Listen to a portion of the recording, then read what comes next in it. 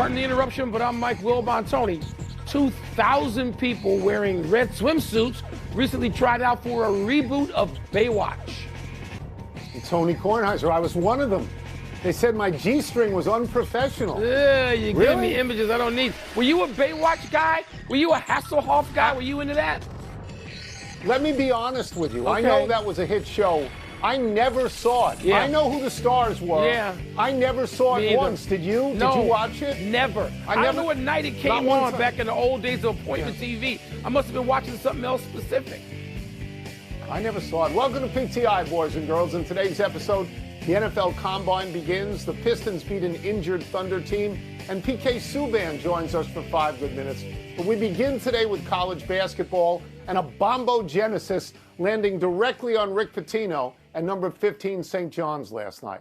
St. John's, which came into this game with number 6 UConn riding a 13-game winning streak, went out of this game frozen solid like a package of green peas. St. John's literally missed its last 24 shots and finished with just 40 points, the lowest total of points in any of Rick Pitino's 1,224 games as a college coach. Red Storm my eye. UConn was up 14 when the drought started, up 32 at the buzzer. Wilbon, what do you make of this game, and where do you put the Huskies in the national picture? Well, that's the only question. Where do I put the Huskies? And they could have won this game by a lot less than that. And they're going to be a 1 seed. They've lost 3 games. One of them was like to Arizona. They lost to St. John's. I mean, they're going to be a 1 seed no lower than a 2. Because I can't see them losing more than 1 game, so that wouldn't drop them to a 3 necessarily. So the worst they could be in their wildest dreams is a 3 seed, but a 1 or a 2. In the meantime, what does the game mean? Nothing. Rick Pitino, as we know, is a Hall of Fame coach.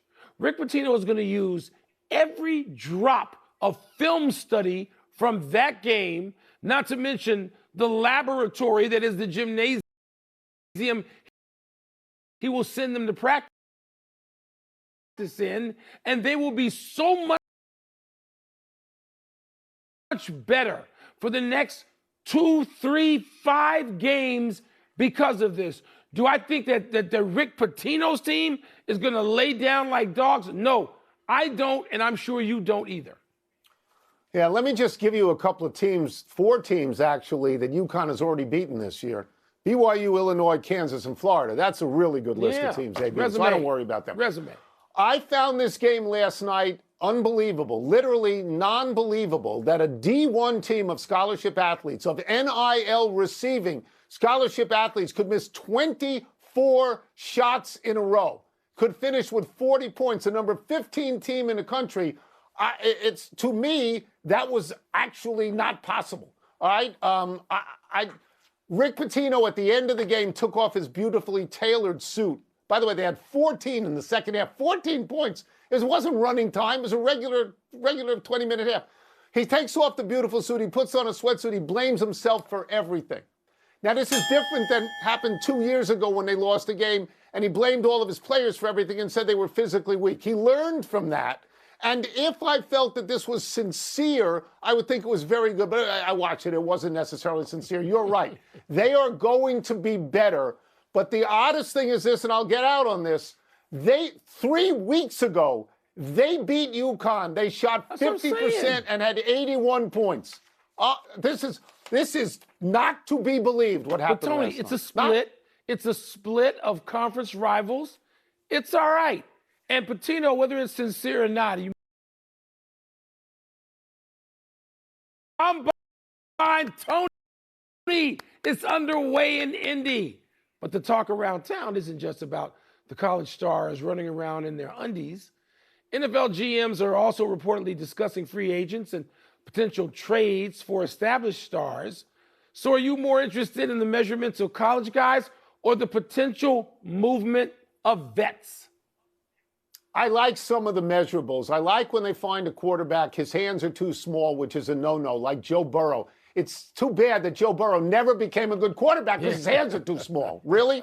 And I never understood why they measured the down lineman in the vertical jump. I mean, I don't really know what that's about. But I'm sure, like you, I am less interested in the draftees, most of whom I've never heard of, than I am in what's going on with veterans who I am aware of. For example, that movement of veterans.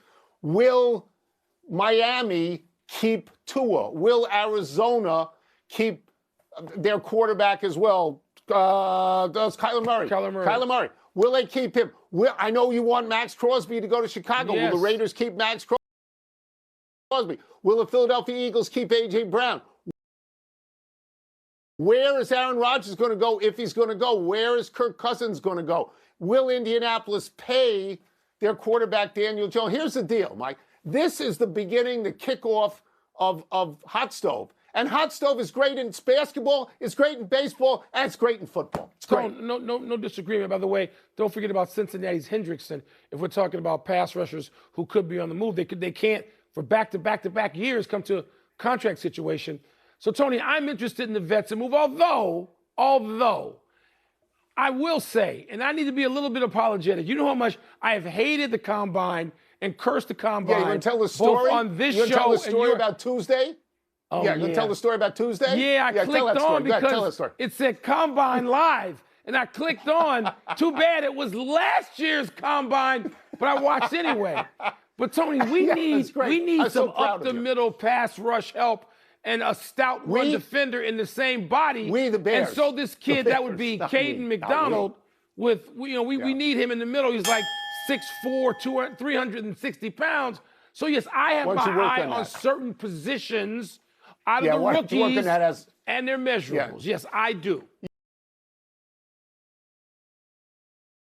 In two of last night's featured games, Detroit beat Oklahoma City in Detroit 124-116, but Oklahoma City was missing its top 4 scorers at the tip and finished without its top 6 scorers. Denver routed Boston in Denver last night 103-84 with Nikola Jokic getting 30 points and 12 rebounds. These are 4 of the top 5 teams by wins in the entire NBA. Wilbon, what was the more intriguing outcome to you? Denver. It was Denver, Tony, beating the Celtics. And look, the Celtics at the end of a road trip, and it's, we talk about schedule losses. And the NBA has more schedule losses than any other league, where you can look at it 3 weeks ago, and they're not getting that game. The Celtics weren't getting this game. But I digress. Nikola Jokic, I told you yesterday, I don't think he's going to miss another game. And I think he will be eligible for the MVP award because of that in terms of the voting.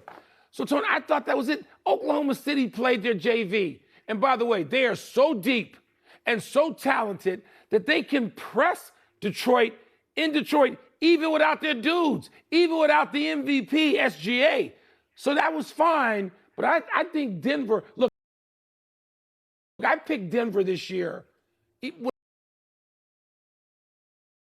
When I didn't know what San Antonio was going to be, or they were going to come this quickly, and I don't pick people to repeat, I have had Denver. And so this is a fascination to me. I disagree with this. I mean, I fully expected that result. Okay. The other one, I thought that Detroit was going to have an easy game. I thought they were going to be up by a lot of points early. They were playing a phantom team. There's nobody out there for Oklahoma City. They're at home, and they have just come off a bad loss at home to San Antonio. They were down 12 at the first quarter. They were only up 6 at the half. Mike, that was a 3-point game with 5 minutes to go, and it's not like Cade Cunningham went 5 for 26 because he went 11 for 16. Mike, if I was a fan of the Detroit Pistons, I would be discouraged now. I would think these were 2 underachieving games at home in a row. San Antonio and Oklahoma City, who didn't have anybody.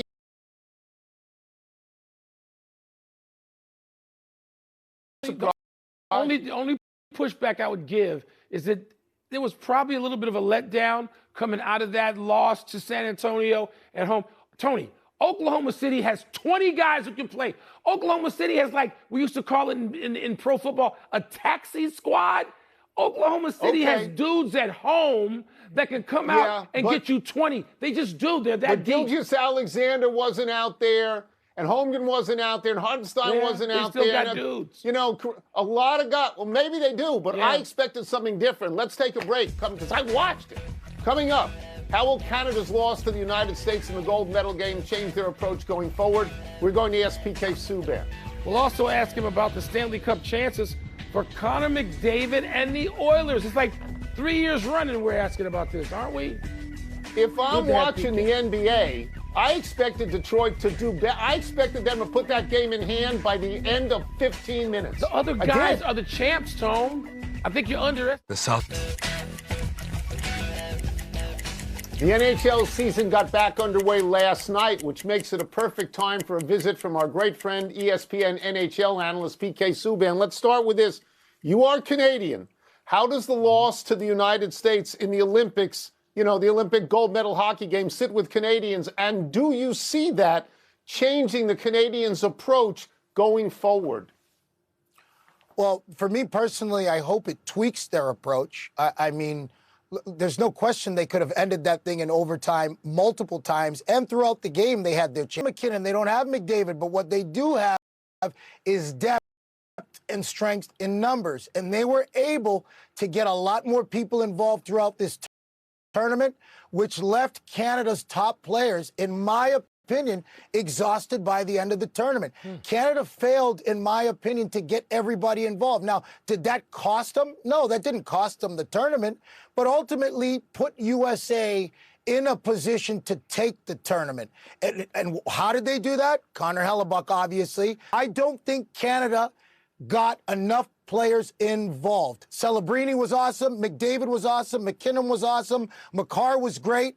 They were tired at the end of the tournament. And Makar, what happens when you're tired? You make poor decisions. I look at the whole tournament. Team Canada should have had more guys involved. You can't have your best players out of gas at the end of the tournament. That's when you need them the most, is in that overtime. And to me, Team Canada wasn't prepared enough for the format. To me, Schaefer should have been there. Josh Morrissey, once you knew he was out, you only got one defenseman that can move the puck up the ice, Cale Makar. Well, that's why he's tired in overtime. So they needed another D. I'm not saying Schaefer was the guy. Maybe if Morrissey wasn't hurt, that gives him that look, but they didn't have enough. And in my opinion, when you get out goaltended and you don't score on a 5-on-3, you're going to lose that tournament. And Team USA took advantage of it. So Canadians got a right to be upset, but they're going to have to tweak how they put together the next roster and how they bring guys in. They need more guys involved.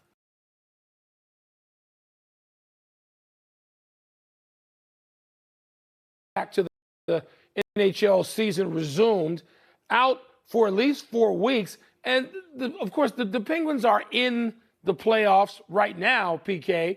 But how big a blow is this? Because you see the Penguins sliding because Crosby is missing so much time. You know, I'm a little bit optimistic. We know that this is going to hurt them. Let's be real about it. You can't replace Sidney Crosby. I don't care who you put in the lineup or what trade you make. They've had a great season. Give Kyle Dubas and them credit.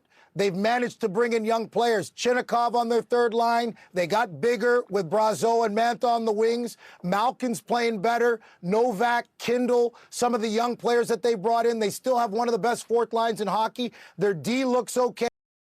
I know they got Carlson, who's still got to make sure that he's consistent every night, but I don't mind it. And they pick up Skinner, who's obviously looking better than Christian Jarry right now, who gave up 6 goals last night. So they're not in a terrible position in the second half, but losing Crosby's going to hurt them. So they're going to have to weather that storm. Hopefully he can get back earlier. We got to talk about the Panthers for a second. Of course, they beat the Oilers for the Cup the last 2 seasons, and they're just sort of out of it. They're not the Panthers team that we necessarily expected.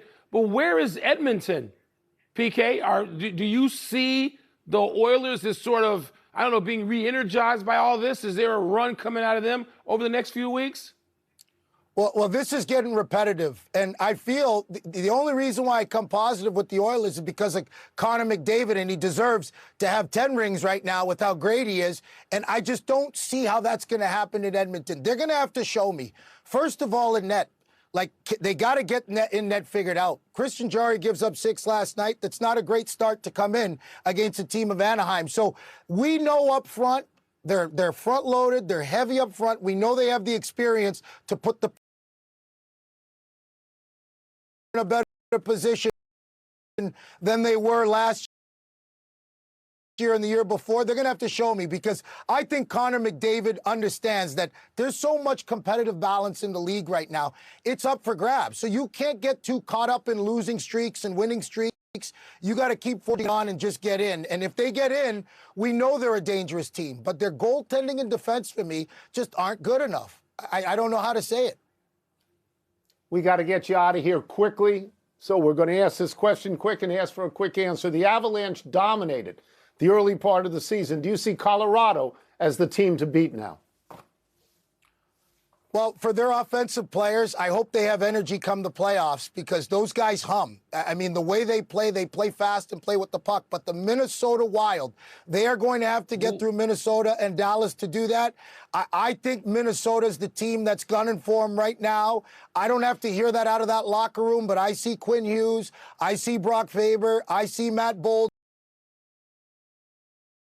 I see Kaprizov, I see potential depth players coming in. They got great D. Minnesota's a problem. And I think that they're only going to get better as the season goes on. That's the team for me to watch. You know, Dallas is dangerous too. You got to give them credit. But we've seen them year over year. They have to prove that they're ready to take that next step. I think Minnesota's got a lot of firepower. They got a lot of energy. And I think they want Colorado. PK, it's a pleasure. I'm so glad PK, to have you good to back. have you We haven't back. seen Yes, you in sir. months. Thank you. Thank you. Thanks for having me back, guys. It's always a pleasure. I hope to see you guys soon. You can catch PK on the point tonight, followed by the Rangers and Flyers and the Kings and the Oilers. Let's take one last break. Still to come. The Colts give Anthony Richardson permission to seek a trade. Really? What is the market exactly for him? Permission. Yeah,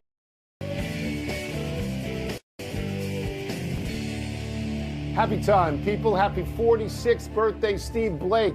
This is right in our wheelhouse, Wilbon. We covered this guy in Maryland, where he was a 4-year starter for our pal Gary Williams. Blake was the point guard on Maryland's NCAA championship team in 2002. When Blake left college, he was 5th on the all-time list for assists in a D1 career. Washington drafted him in the second round. From there, Blake went to Portland, Milwaukee, Denver, the Clippers, the Lakers, Golden State, the Nets, and Detroit. For his long and plentiful career, Blake averaged 6 points and 4 assists a game. Tony, I remember his freshman year, and he became so dependable so quickly. You know this for those Gary Williams teams. And he had to go against a great conference in point guards like Jay Will, who wound up being drafted 2nd overall. And Blake held his own. He got to a Final Four that they came up short and got to another Final Four. He and Juan Dixon. And they won. Just a great backcourt for Maryland. Love Steve Blake. Happy anniversary, Damian Lillard. On this day 3 years ago, Lillard set a Blazers franchise record with 71 points. Lillard made 13 three-pointers, just one shy of Klay Thompson's record 14. Strikingly, those 71 points only tied the league high that season, as Donovan Mitchell had 71 as well. There are 10 players in NBA history who have scored 70 or more. Wilt, of course, did it 6 times. But 5 have come in the last 8 years. Lillard, Mitchell, Devin Booker, Joel Embiid, and Luka Doncic. Lillard has been rehabbing a torn Achilles all season, won the three-point contest at this year's All-Star game. He should be ready to return at Portland next season at 36 years old to collect his $54 million contract. That's great. You know, I'm a big Lillard guy, but I'm going to go off script here for a little bit. You see the video just then of Wilt going up and slamming it down? All you producers, all you TV producers who want to show dunk after dunk, meaningless garbage, go get some Wilt video and put that up there every now and then. Happy trails to free agency for Max Scherzer. The reports say the 3-time Cy winner. His new deal is for 1 year and $3 million. That's a pretty steep pay cut from last year's $13 million. And the message I get from that is take what we offer you and shut up and sign it. Just sign it. Look, he's going straight to the Hall of Fame. But this year, out of old guys who've been great, I would take Verlander to have a better season than Max, I think. I would. We'll see. We'll That's see. why they play 162. That's Let's why. go to the Let's big finish. do it. Colts have given quarterback Anthony Richardson permission to seek a trade. Should there be takers? You think? Everybody hopes they find the next Sam Darnold. Maybe Anthony Richardson will be that. Oregon and Oregon State will not meet in football this fall for the first time since 1944. Tony, that's a shame to me. That stinks. I don't care if they're not in the same conference. Yeah. Play the game. Tee it up. Suns owner Matt Ishbia wants to personally add $1 million bonuses to the dunk contest and three-point contest in next year's All-Star game in Phoenix. Would that help? Can't open a bag of chips due to elbow pain, but he's determined to play a full season. Your thoughts? I'm taking the under. Last one, men's college hoops tonight. 13th ranked Michigan State at number 8 Purdue. Okay, Mr. Big Ten, who you got? Tom Izzo time. I'm going with the upset on the road. Okay, we're out of time. We will try to do better the next time, and I'm Tony Kornheiser. I'm Mike Wilbon. Same time tomorrow, knuckleheads. And now women's hoops. Tennessee at number 6 LSU. Giancarlo Stanton's got like almost 500 home runs, Tom.